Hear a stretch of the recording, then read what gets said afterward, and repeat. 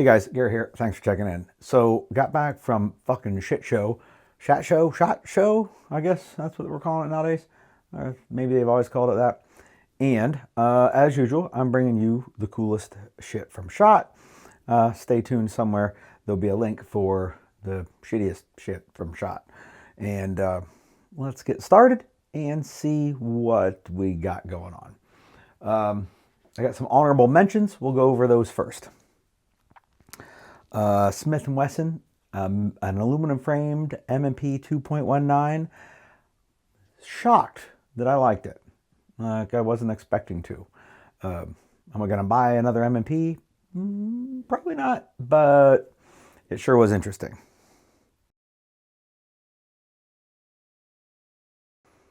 From HoloSun, I know everyone's been talking about the Iris set of lasers, laser aiming modules. And as it turns out, the one from last year, which they finally started shipping, is the Iris 3. What I want to talk about is the Iris 1. It is just a little standalone laser by itself. Can come in red, green, or IR. Obviously, IR is the only one worth having. They have a 2, which has IR and one of them other colors, but the colors just aren't important. So back to the Iris 1 IR version. Good replacement for the LE117 IR, maybe so. Runs off a AA instead of 123, so the whole thing's a lot smaller. Maybe cool for running along with like a Z-Bolt style illuminator in a really tight package. Primary Arms has a super affordable CP, I guess that's like copper. Is it CP? Anyhow, they have a third tier down. Like they have platinum, gold, silver. I guess it's the fourth tier. It seems like it should be bronze. Level prism optic, like a 1X prism. Uses a T1 footprint instead of a mini ACOG footprint. Pretty cool, pretty affordable way to fix a red dot for those of you with an astigmatism. Princeton Tech has a new helmet light with some red, some white, some IR illumination. Comes with like 5 different ways to mount it. Everything comes in the box. Pretty cool. I think we're going to go pay Princeton Tech a visit and get a little tour of the place and get one of these headlamps to check out. Or not headlamps, but or you can wear it as a headlamp. Comes with a headband. But one of these helmet-mounted lights to check out. And Midwest Industries has a really cool AK light mount. It has like one M-LOK slot. It fits up like by the front sight base or gas block, whatever they call that at an AK. So if you're not running like a full rail like their Alpha Series or an Occam, it gives you a chance to put a flashlight a little further out, so it's not maybe not shining on the back of the front sight post. So that looks pretty cool. That pretty much covers our honorable mentions, other than this one almost maybe could have been in the top 5, but Surefire XC3, they basically looked at the catalog for Streamlight and said, hey, that sure does look like that TLR7 looks pretty slick. So they made their own TLR7.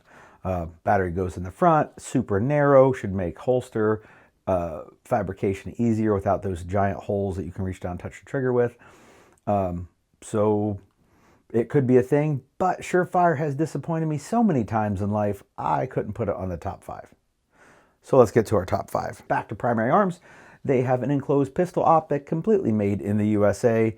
It's affordable, like, I don't want to say a price because that'll change from the time this video comes out to the time you may be watching it 7 years from now. But very affordable red dot and completely made in the USA. Looking through it, it's got, the one I looked through had like the giant Vulcan reticle, which I like for folks that are still getting into the red dot space. It helps them with finding the dot in the middle. And I'm pretty sure that can be turned off for those of you who don't have a problem finding the dot. You should get some extra battery life, and as the window's coming into view, you won't see some red before the dot. The first red you see would be the dot. So you can have those 2 options. Looks pretty interesting, and that is the 5th coolest thing I've seen at SHOT that I'm looking forward to checking out. All right, 4th coolest thing. Mantis. Love those guys. Like everybody over there has been awesome to me. Finally, AK Blackbeard coming. They have a 74 and a 47 model. It's the same top end, replaces the whole dust cover and bolt stuff, everything inside that, I assume. And then a different mag for 47 and a 74. Finally, AK guys can pick up a Blackbeard because we use them a ton in fish, and now they'll be able to use them as well. Staying with Mantis for number 3, we have the Mantis Titan.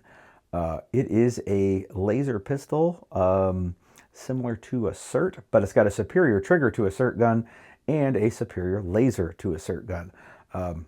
When you press the trigger, the laser doesn't stay on. So if you pin it to the rear and go to reset, you still just get a beep instead of a, which is dumb. That's in the SIRT. It doesn't have the take-up laser like a SIRT, which I don't think is useful. And it costs way less than a SIRT. One of the other things I thought was pretty neat was the trigger. Like the first model's out, Glock 1917, and I think a 45, which is like a 17-19 combo, if I'm not mistaken. They mimicked the Glock trigger, like the factory Glock trigger, in the gun. They got a SIG in the works, and guess what? The SIG will mimic a SIG trigger. So you don't have to have a trigger that isn't remotely like the one that you use. And now we have a more viable, affordable option to put in a holster when we're running fish classes, and we can have the transitions to pistols and whatnot. So that is number 3 on the list. Coming in for number 2, Unit Solutions. These guys, I'm telling you, they're something. They have had a rifle for a while. I got one in to test, and it worked really well, even all the way down to like about 15 degrees is where they started to struggle in the temperature, where we were only getting like 25 rounds per magazine before we ran out of CO2 in the cartridge. But we don't really do force on force classes in 15 degrees often, because when it's that cold, we're inside and the temperature is higher. But anyhow, so they've had the rifle for a while. We have some of those coming on the way, but they are releasing a pistol. It is at least one pistol. I don't know if they're going to do more models. I forgot to ask. But they got a G19 size pistola coming. This is it, and it's pretty freaking cool. I don't know when, maybe later this year. And now we'll have pistols and rifles in force on force. So even after UTM fucked us, we have an option out a bunch of money for UTM hardware, but we can reinvest some more money, get some Unit Solution stuff, and put force on force fully back on the menu. Finally, last thing, best thing from SHOT Show.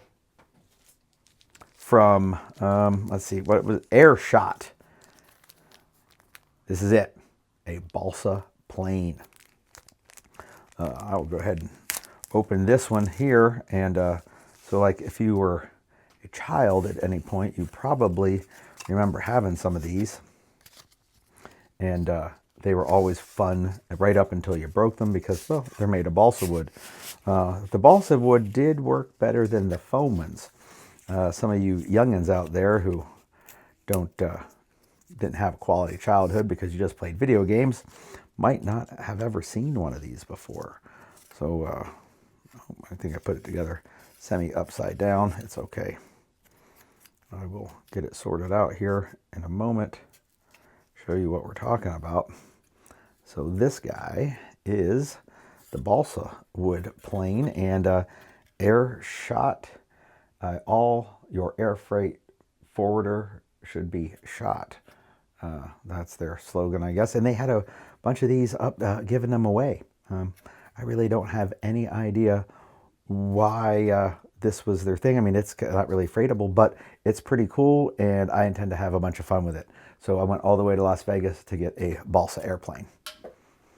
That's what I got. Top 5 things from SHOT Show with some honorable mentions, hopefully, that point you in some cool stuff to look at, and a few of the things maybe we'll get a review going on. Take it easy.